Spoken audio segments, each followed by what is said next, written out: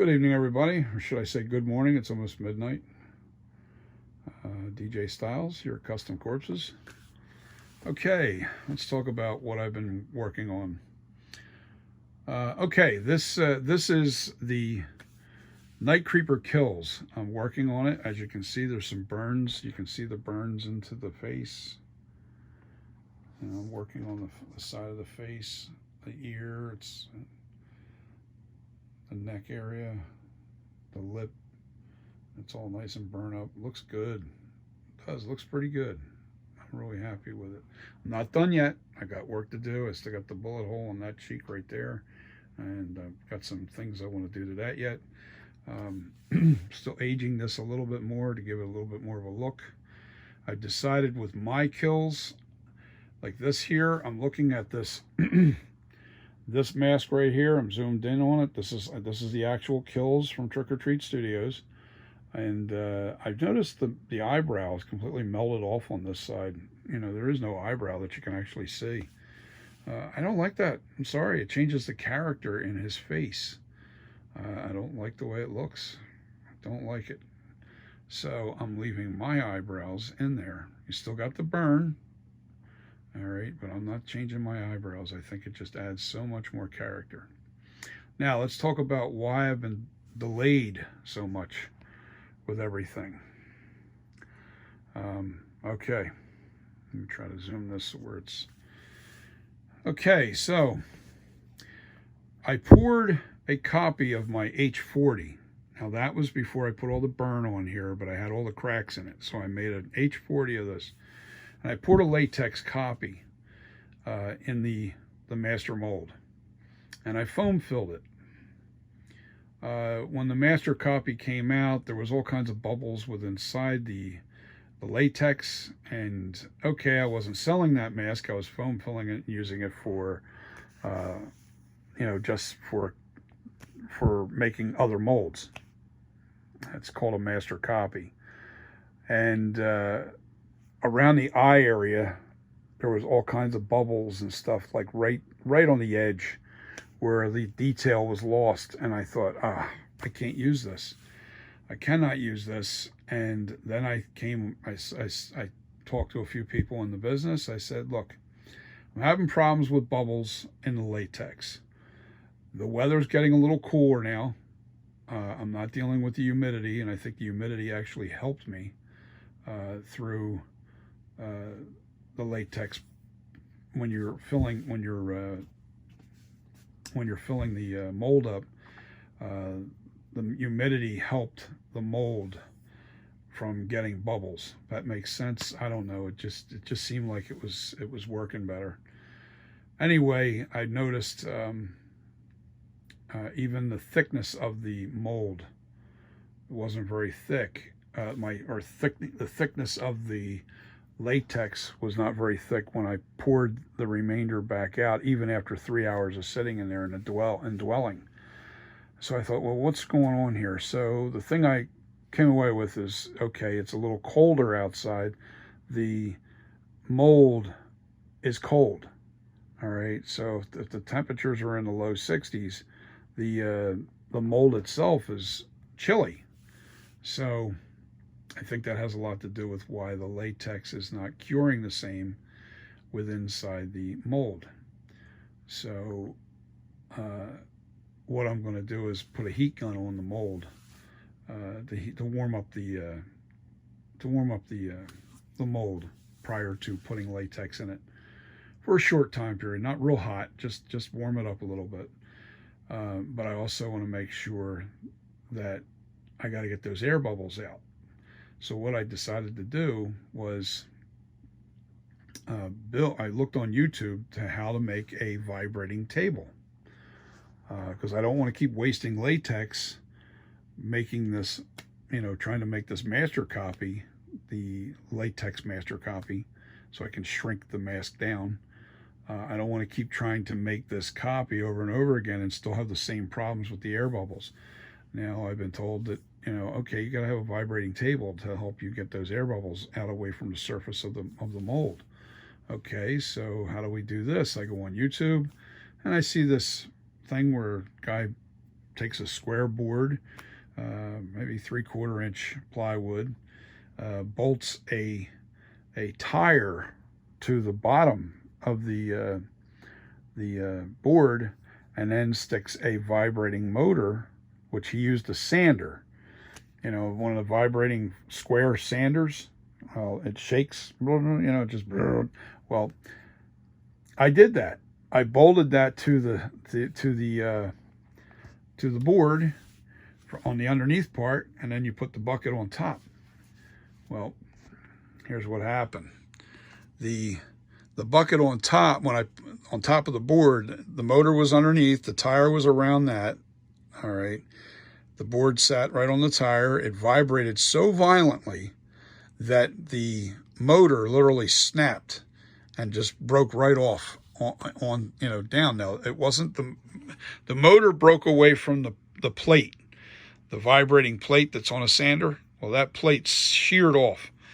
And I thought, oh my God, I can't believe that. That didn't work. So that was a big fail. So now I'm waiting for the motor, a new motor to come, and that's not going to be a sander. It's going to be literally a vibrating motor, which I should have done that right from the get-go, but it's tied me up because I want to make another latex copy of my master mold of the H40 before I start molding this guy.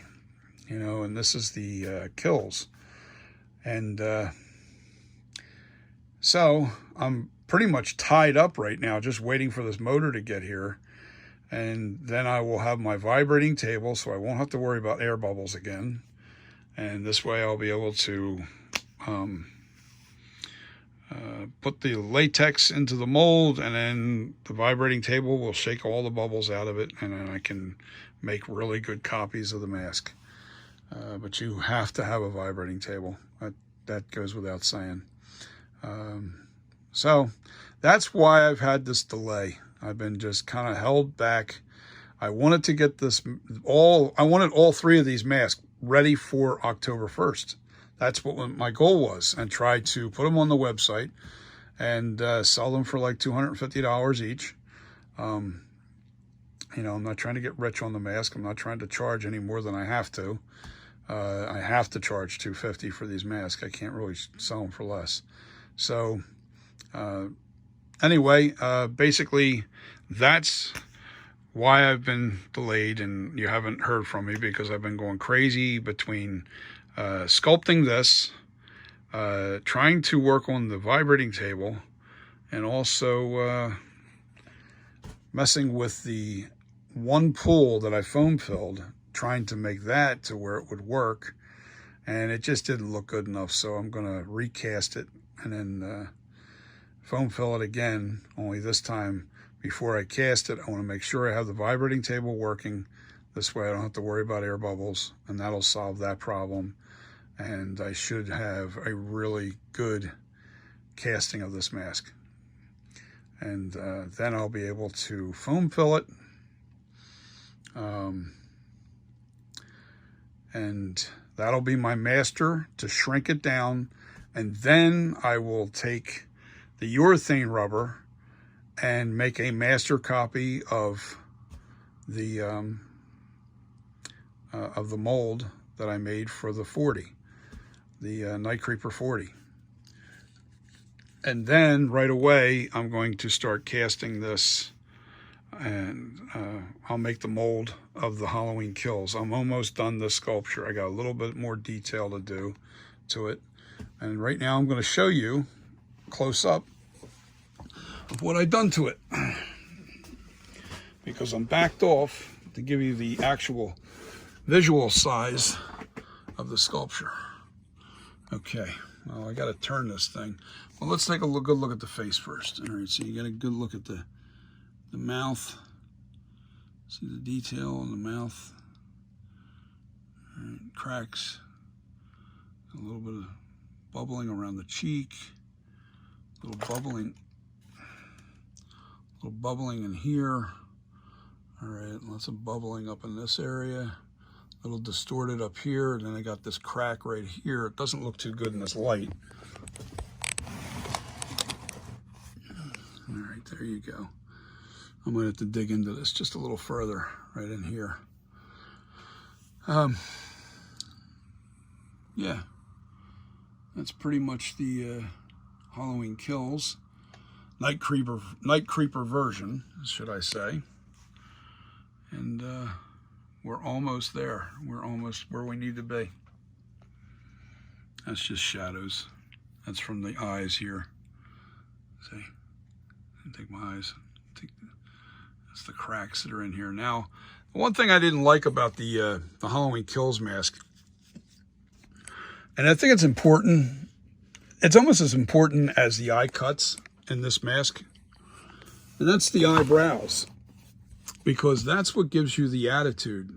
I've noticed on the right side, they've melted away the eyebrow completely. It's not even there. You can't even see it in the mask. I'm not doing that. I'm not doing that. I'm leaving my eyebrow there. I'm not trying to replicate this mask. I'm only trying to give you a version of that mask, to give you a really cool, scary mask. And like I said, this is the NightCreeper. This isn't Tots. This is not a Tots mask. This is not something that I'm trying to replicate to a T. I'm trying to give you the best possible version looking mask of the original Shatner mask. You know, even this mask, even the 2018 sculpture that they did, they reinvented this. That didn't look like the original mask, not even close. So they basically resculpted this to look kind of like the original, but it still didn't look like the original mask. Not the shape of it, not, you know, there was just a lot of things that were not accurate to what the original was. What I tried to do was give you a closer look to the original mask, and then do the process of aging it into the 40, go from the 78 to the 40, and then Kills. Halloween Ends, I don't know what they're going to do at that point, but here's my thought. After this is done here, and I have this molded, I'm going to go back and do the 1981 original Halloween 2 mask from this mold.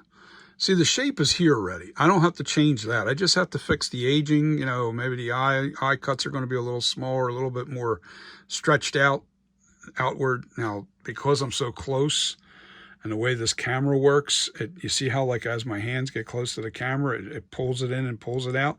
That's what makes that mask look so narrow now. It's not real narrow. When you first looked at this video, when I was 5 feet away from it, it gave you the true size of the mask. So I did this with the neck. I got a little bit of the neck down here. I'm not trying to take away too much of the details that were there. I did change the lines of the mask, of the bottom of the mask. And the cuts are all here. This is some of the details that are in this mask that are there. It's all painted in black. You can't see the detail, but they're here. It's here. Yeah. This is it. This is the NightCreeper Kills version that I will have finished probably within this week. I'll probably have this completely done.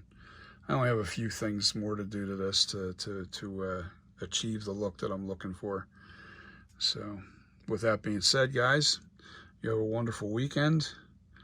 And that's what's been going on in my world. I've been very busy with this. It's just not the table has messed me up, my timing with that. The dilemma I had with the latex on my master copy, with the air bubbles in it, I couldn't use it. So I'm like, okay, now I can't recast that. So I didn't want to do anything further without making a vibrating table. So that kind of basically threw everything into pause mode. And the only thing I was able to do during that time was sculpt. So I sculpted this. I didn't video it. I don't know. I'll do a little bit of videoing on what's left to do. I really was just so busy with trying to get everything finished to get it ready for, you know, the next phase. You know, it's a piece of work. It really is. It's not an easy mask to do. And but we're close. We are close. We are close, and I can't wait to get it finished. And we'll see how it turns out. And hopefully you guys love it. So do me a favor. If you're not a subscriber, please become one. Hopefully you'll like my content. I got plenty of videos up there. You can watch all the process of mask making and mold making and all kinds of stuff. So hit the like and please share my content. I appreciate you guys. I really do. I love you guys for joining me and joining me in my new venture in mask making. I've only been doing mask making for a year, since COVID. COVID pretty much forced me into doing something else. Not so much forced me, but gave me something else. It gave me an opportunity to do something else. How's that? Let's make it. It's all about opportunity in life, you know what I mean? So I try to look at it, everything in a positive light, not a negative light. So that's what I did. I started this company. Now, mind you, I've been an artist all my life, you know, so I didn't just jump right in and try to be naive to think that or don't want you to think that I don't have some kind of history in art to be able to sculpt this. I definitely have a history. I used to do relief carving in wood and whittling. I used to whittle in wood, you know, ducks and birds and all kinds of stuff I used to do in wood. So I am familiar with how to shape things. Believe it or not, I find the clay is a lot easier than working with wood, because wood, forget it. You make a mistake with that, it's done. Clay, you make a mistake, you just put a little piece of clay back and then fix it. It's no big deal. But it's still not easy. You know, it's still, you know, it's a gift. It's a gift. That's the way you got to look at things in life. You know, God gives you gifts, and those have gifts and some don't. Some have gifts in other areas. So, God-given gift, baby. Take advantage of them. He only gives us a few. Well, you guys have a great rest of the week, and have a wonderful weekend. Peace. Love yous all. Have a great whatever. Have a great month. Have a great year. Have a great everything. See ya.